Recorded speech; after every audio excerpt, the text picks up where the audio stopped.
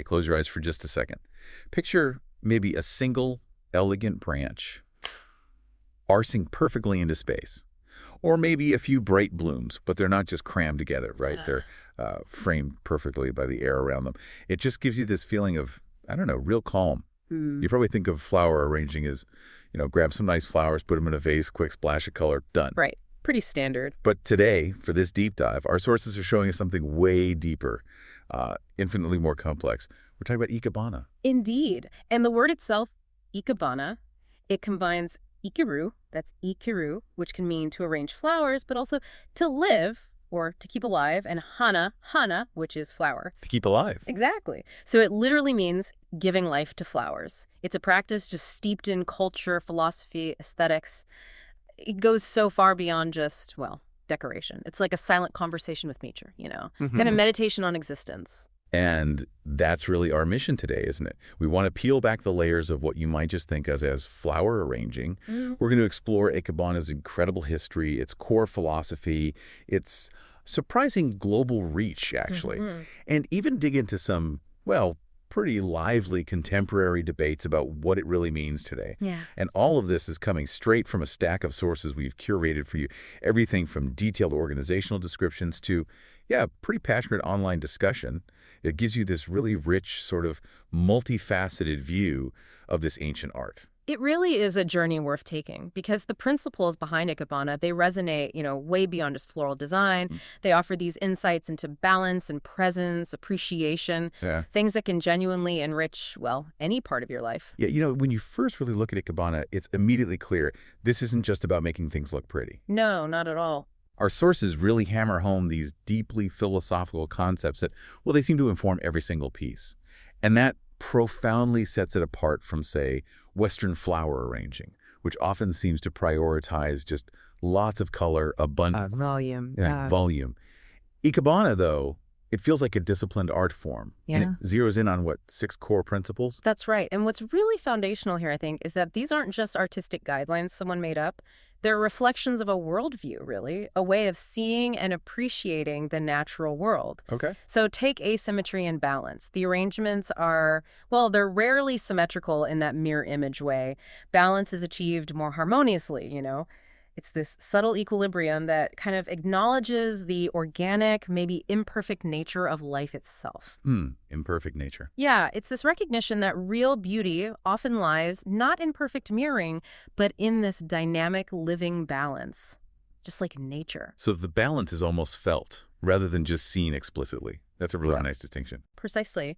And then you have minimalism and space. This is often referred to by the Japanese term ma. Oh, right. And here, empty space is absolutely crucial. It's considered active, an integral part of the whole composition, not just, a background void waiting to be filled. Active space. Yeah, it's not just about what's there, but about the, let's say, powerful pause that lets the elements that are there really breathe and resonate. It makes the unseen just as potent as the seen. It teaches us the impact of, intentional emptiness. I love that idea that the silence is as important as the sound. The space as crucial as the form. It really does give a whole new meaning to less is more. Absolutely. And beyond ma, we also have form and line. Here, the actual shape and the lines created by the branches and stems, they're foundational. They're like the architectural backbone of the piece. Wow. And the flowers themselves often serve more as accents rather than being the sole focus. Then there's harmony with the container. The vase isn't just a holder, it's carefully chosen. It becomes an active, sort of symbiotic participant in the artwork. Right, not just functional. And it sounds like there's also a really strong connection to time itself. Critically important. Seasonality is key. There's a real emphasis on using materials that are in season right now. Okay. And this reflects a deep appreciation for the natural world, obviously, but also for the passage of time. It's an acceptance of transience, maybe, an embrace of the present moment. And finally, most styles are built around 3 main elements. These often symbolize heaven, man, and earth. So heaven, or shin, that's the tallest line, it physically reaches upwards, representing, the highest truth or the universe. Right. Then man, jin, so is the medium line, kind of acting as a mediator between heaven and earth. Okay. And earth, chi, tai, is the lowest line, and it grounds the whole arrangement. It creates this complete little universe in miniature, a microcosm of existence, really. Wow. That is an incredible depth of thought for something that on the surface looks like arranging flowers.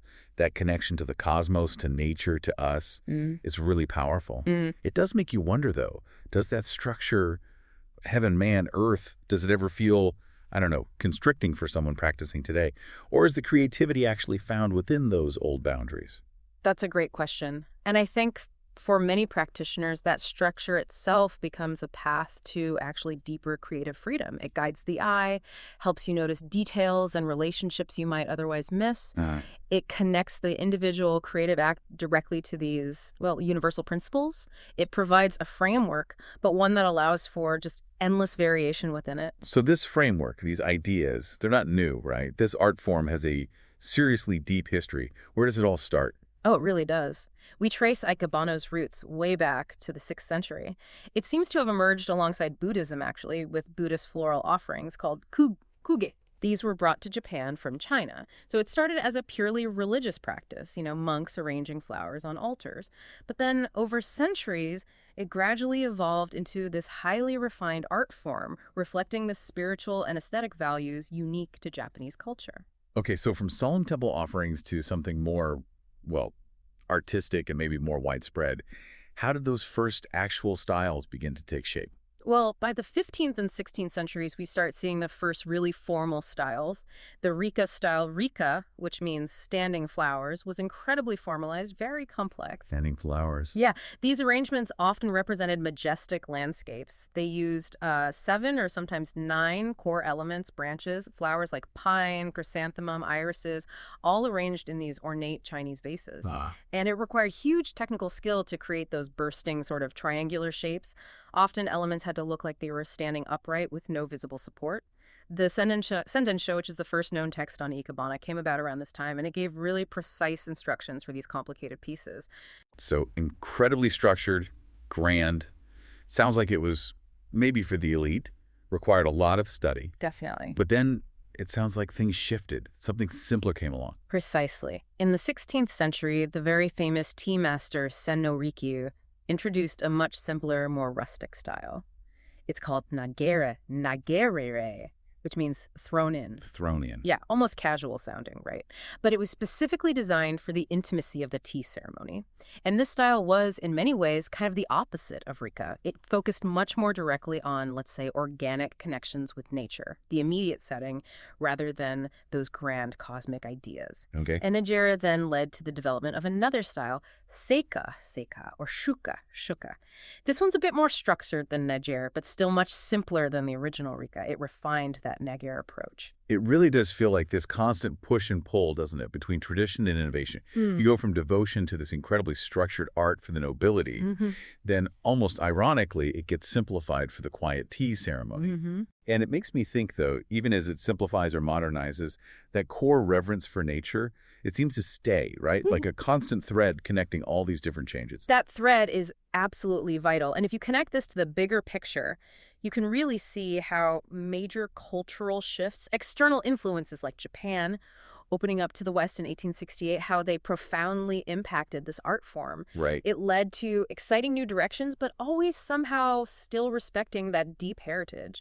So in the modern era, the 20th century, new styles kept emerging. Moribana means piled up flowers. Piled up. Yeah, this was pioneered by Unshin Ohara, who founded the Ohara school around 1912. And this style really revolutionized things by using shallow containers and the kenzan. The pin frog again. Exactly, the foundational spiked metal holder. It allowed for much greater creative freedom, and also the incorporation of Western flowers became much easier. It quickly became a really popular staple style. And then, I guess, even more radical freedom followed. Absolutely. The Jiyuka movement, which translates to freestyle, also emerged. And this really broke from traditional rules almost entirely. Wow. It allowed for a huge variety of materials, even non-floral things like glass, plastic, paper. The Sogetsu school, founded in 1927 by Sofu Teshigahara, really championed this approach. They elevated Ikebana almost to the level of sculpture. It really shows the living nature of art, always adapting, always evolving. That's just a massive journey. Yeah. From ancient temple offerings right up to modern sculpture. And with all that evolution, different philosophies must have kind of solidified into distinct schools, right? Each with its own approach. They certainly did. I mean, today there are actually over 1,000 different schools, believe it or not, each with unique rules and philosophies. But 3 are particularly famous, very influential. Yeah. The first is Ikenobō. This is the oldest, the most traditional school. It was founded way back by Buddhist priests, and it's really known for its classic Rika and Shuka styles, deeply rooted in that history and tradition. I remember Rika, that was the super formal one, right? Representing landscape. That's the one. Then we have the Ohara school, Ohara, founded in the late 19th century by Unshin Ohara, the one who pioneered the Moribana style. Right. The piled-up flowers. Exactly. This school really emphasizes creating naturalistic landscapes, usually in those shallow containers, often using the kenzan to get its signature triangular forms. Okay. And finally, there's the Sogetsu school, Sogetsu. This is a much more modernist movement, founded in 1927 by Sofu Tachigahara. The freestyle champion. Right. This school really emphasizes creative expression. They believe anyone can do Ikebana anywhere, with pretty much any material, pushing boundaries to include things like glass or metal. They really did elevate it towards sculpture. It's pretty amazing, though, to think about how one woman's vision, Ellen Gordon Allen, seems to have sparked this whole global movement. Our sources really highlight her, an American Army officer's wife who, back in 1956, founded Ikebana International. And her dream was apparently to create this association to unite people all over the world through just their shared love of nature and enjoyment of Ikebana. The motto was friendship through flowers. That's something we can really embrace, isn't it? It speaks to something universal. It really does. And this global spread makes you ask, how does an art form that seems so rooted in very specific cultural traditions manage to adapt and thrive all over the world? And I think the answer lies in its ability to inspire people and also in those foundational principles we talked about, which really seem to transcend cultural boundaries. Ikebana International, it's this worldwide nonprofit volunteer-run organization. It's active in over 40 countries now with more than 140 chapters. Wow. And crucially, it doesn't teach or push just one single type of Ikebana. Instead, members get to learn about many different schools, their inspirations, their styles, philosophy, history, techniques, all through things like meetings, demos, exhibitions. That inclusivity must be absolutely key to it spreading globally like that. The Portland, Oregon chapter, number 47, founded back in 1961 by Mildred Schnitzer, is such a great example. Our sources mention that Oregon, with all its rich vegetation, is just an ideal place for the art to flourish. And the chapter is really active. They demonstrate, they teach, they even provide arrangements for places like the Portland Art Museum and the Portland Japanese Garden. Exactly. And currently, just in Portland alone, there are 5 different Ikebana schools active. Ikenobō, Ohara, Ryuseiha, Sakagoryu, and Sogetsu. 5 schools in one city. Yeah. And you see similar stories all over the world. Ikebana enthusiasts outside Japan are blending local flowers and plants with traditional Japanese techniques. They're creating these unique fusions, whether it's using lilas in France or calla lilies in Los Angeles or even King Protea in Sydney. It's just a testament to the art's universal appeal and its adaptability. So it's clearly this global phenomenon, right? With deep roots in tradition, technique. But with that kind of global reach and all these evolving interpretations, has anything maybe gotten lost in translation? Our sources actually dive into a really, really passionate debate about exactly that. How the very meaning of Ikebana is being preserved and argued about in the modern world. Yes, and what's really at stake here, it seems, isn't about gatekeeping the art form. It's more about preserving the integrity and the profound historical context. Cool. Our sources, particularly from an online forum for floral designers, they reveal practitioners expressing, deep frustration. Really strong feelings about the term Ikebana being misused. This is used how? Specifically in modern floral design for things that are essentially just, quote, minimalist pin frog dishes used maybe in weddings or events. They really lament that it waters down something with centuries of history and immense cultural significance. Right. So it sounds like it hits a raw nerve for people who are really dedicated practitioners. Yeah. So, okay, if a pin frog, a kenzan, is used, why isn't it automatically Ikebana? What's the core distinction they feel is being missed? Well, the key distinction, as the sources make really clear, is that the pin frog, the kenzan, it's just a tool. Right. It's a tool used in certain Ikebana styles, especially Moribana. But simply using the tool doesn't make an arrangement, Ikebana. It's kind of like saying, using a specific type of paintbrush automatically makes any painting a Rembrandt. Yeah, good analogy. The depth of the art, the philosophy, the discipline behind it, that's what's getting lost when the tool is mistaken for the entire practice. Okay, that makes sense. But what about the freestyle argument? We just talked about schools like Sogetsu really embracing that artistic freedom. Doesn't that sort of contradict this concern about misuse? That's a really crucial point, and it highlights the nuance here. While free-form arrangements like Jiyuka definitely exist within major schools like Ikenobō, Ohara, and Sogetsu, practitioners often need to master the basic, intermediate, and even advanced forms, sometimes requiring actual teacher-level certification before they truly break free from some of those foundational rules and the formality. Okay. So it's earned freedom in a way. Exactly.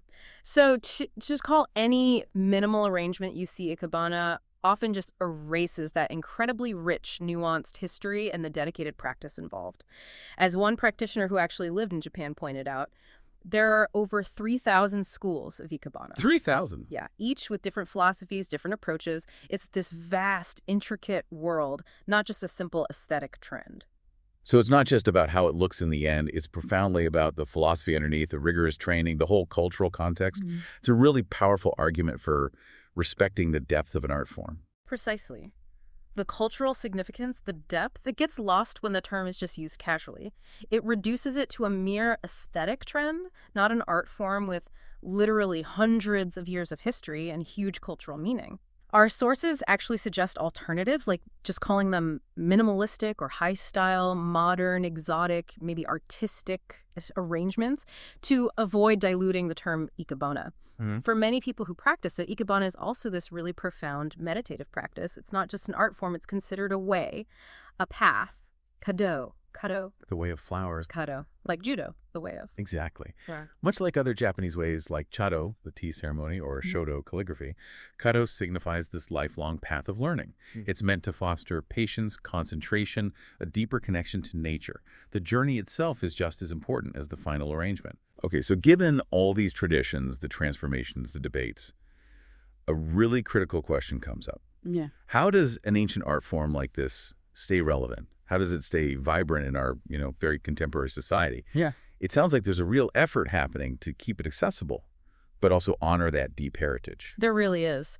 Our sources reveal something interesting, that Ikebana was once seen as almost a prerequisite for young ladies getting married in Japan. Oh, really? Yeah, which perhaps ironically might have led to a gradual decline in its popularity as society's needs and norms changed. It sometimes created this image of being a bit, uptight and snobby. I can see that happening. But there's definitely a strong movement now to challenge that perception. That's fascinating. Like Mitsui Teshigahara, who's said to be the next headmaster of the Wafu school, her personal story, which our sources detail, is pretty inspiring. She said she initially found Ikebana conservative and difficult. But then she discovered this freedom of expression and even peace within my extrovert self through practicing it. Her story seems to perfectly illustrate this potential shift. It really does. Her vision, she says, is to destroy this barrier of that uptight and snobby image. She wants to spread the message that Ikebana actually offers creativity, freedom, and this powerful kind of detachment from the everyday grind. She emphasizes that the universal love people have for flowers, that is, no borders, and she believes Ikebana can deliver peace and happiness globally, basically inviting everyone to discover this quiet power for themselves. That's a really powerful message for an art form with such incredibly deep roots. So beyond just breaking down those perception barriers, how else is Ikebana adapting? How is it continuing its cultural impact today? Well, the adaptability of Ikebana, that deep connection to nature it fosters, and its power to cultivate things like patience and concentration, it means it's not just surviving, it's dynamically evolving. Its enduring principles, simplicity, asymmetry, space, seasonality, they continue to profoundly influence modern floral design all over the world. You see modern artists experimenting with really unconventional materials now, wire, fabric, recycled objects, metal, glass, Wow. and exploring new styles showing this beautiful blend of traditional Japanese aesthetics with really cutting-edge modern arrangements. And it clearly goes beyond just flowers, right? It seems to impact broader parts of our daily lives, too. Absolutely. It has this lasting impact on interior design. For example, helping create serene, balanced environments that really integrate nature into our living spaces. And it contributes profoundly to mindfulness practices. That meditative process really encourages presence, tranquility. Ikebana offers this unique blend of tradition and modernity for you to explore, inviting a deeper, more intentional way of engaging with both art and nature.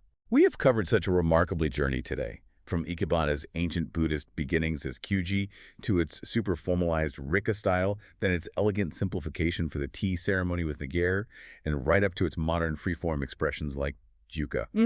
We've explored those enduring philosophies, Ma, the active space, the three elements of heaven, man, and earth, and that dynamic interplay of asymmetry and seasonality that really defines it. We dove into the three major schools, Ikenobō, Ohara, Sogetsu, its amazing global flourishing through Ikebana International, and that really passionate contemporary conversation about preserving its cultural integrity in, well, a world full of fast-changing aesthetics. Yeah, and what really stands out, I think, is that Ikebana is just so much more than flower arranging. Yay. It's this disciplined philosophical art form rooted in centuries of history with a global reach that literally unites people through flowers. It's a meditative practice, Kato, that encourages patience, concentration, and this deep respect for nature.